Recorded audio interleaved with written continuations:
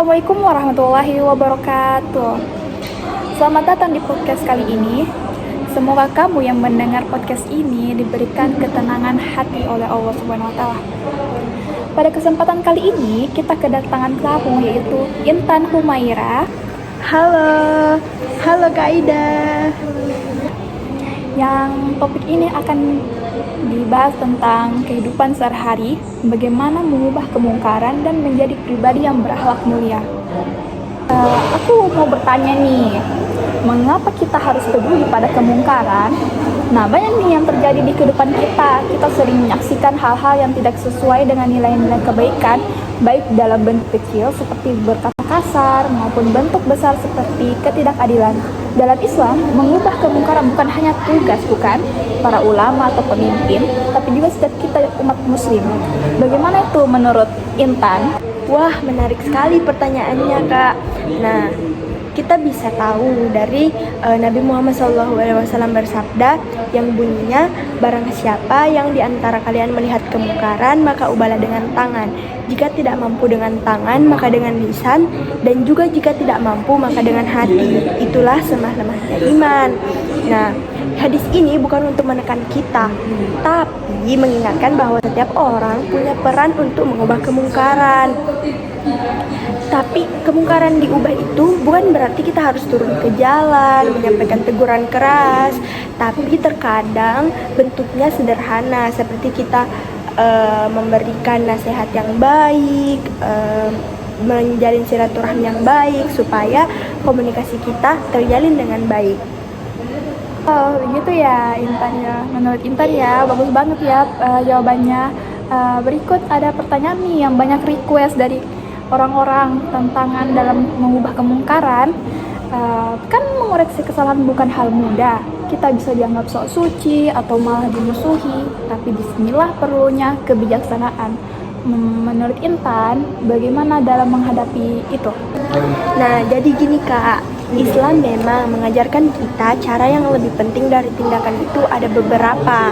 Nah, salah satunya itu adalah lihat situasi dan kemampuan diri. Misalnya, kalau situasinya lagi ricuh, sebaiknya kita menahan dulu. Dan kemampuan diri kita itu hanya sanggup untuk sampai menasehati. Ya cukup sampai menasehati. Kita tidak usah untuk melebihi dari kemampuan diri kita.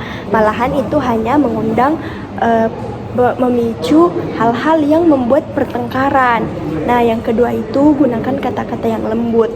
Ya, sebagaimana kita sebagai umat muslim, kita harus menggunakan kata-kata yang baik, yang sopan, dan tidak menyakiti hati sahabat kita, saudara kita, teman-teman kita, baik saudara muslim maupun muslimah. Ada juga nih yang terakhir, yaitu niatkan karena Allah, bukan karena ingin terlihat benar. Karena sesuatu hal itu datangnya dari Allah dan kembalinya dari Allah. Jadi kita hanya memberikan yang terbaik dan meniatkan itu semua karena Allah. Jadi gitu Kak. Nah, yang ketiga nih, bagaimana ya menjadi orang yang berakhlak mulia? Mengubah kemungkaran kan adalah bagian dari akhlak mulia. Tapi bagaimana kita membangun akhlak itu sendiri? Nah, membangun akhlak itu sendiri ada 4 cara. Yang pertama itu mulai dari hati yang bersih, Kak. Akhlak itu muncul dari hati. Segala sesuatu itu tergantung dari niat, Kak. Ketika hati kita jernih, tindakan pun kita juga ikut jernih. Nah, jadi dari situ kita harus mulai memperbaiki niat kita, karena sesuatu itu tergantung dari niat. Nah, yang kedua itu Kak, ada latihan sederhana tiap hari. Sederhana itu yang dimaksud di sini dari hal-hal yang kecil saja yang bisa kita jangkau, seperti biasakan tersenyum dan memberi salam kepada sesama saudara muslim ataupun muslimah. Yaitu ada juga menahan diri untuk tidak membalas perkataan buruk. Misalnya ada orang yang membenci kita, ada orang yang berkata buruk kepada kita, kita cukup saja beristighfar, tidak usah membalas dengan perkataan buruk juga. Nah, yang ketiga ini yaitu kita bisa meneladani akhlak Rasulullah. Rasulullah kan dikenal sebagai manusia yang paling jujur, lembut, dan sabar. Beliau ini tidak pernah membalas keburukan dengan keburukan. Beliau ini bahkan mengajarkan bahwa akhlak itu lebih kuat daripada argumentasi.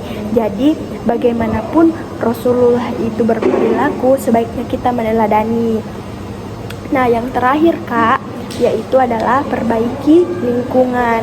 Nah, lingkungan ini kan bisa mempengaruhi bagaimana kita bertindak, bagaimana kita bergaul. Nah, sebaiknya kita pilih teman yang mengingatkan, baik di media sosial maupun di kehidupan sehari-hari. Jadi gitu Kak. Gitu ya Intan. Yang terakhir nih pertanyaannya, bagaimana ya mengubah diri, mengubah lingkungan? Kadang kan kita ingin dunia berubah, tapi lupa memulainya dari dalam diri. Padahal kan perubahan besar selalu dimulai dari perubahan kecil. Menurut Intan tuh bagaimana? Nah, mengubah diri, mengubah lingkungan itu Kak, bisa juga jika kita ingin kemungkaran itu hilang, maka kita harus menjadi contoh kebaikan. Nah, jika kita ingin akhlak masyarakat membaik, maka kita harus memperbaiki akhlak kita sendiri dulu.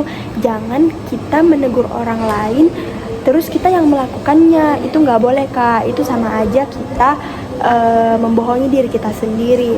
Karena kebaikan itu ibarat api yang kecil. Ketika kita meniupkan api itu ke hati orang lain, api itu akan menjadi cahaya yang menerangi hati para orang-orang yang kita nasihati itu. Jadi gitu Kak caranya. Bisa juga dengan kita sesama muslim, sesama umat manusia, kita saling mengajak kepada kebaikan.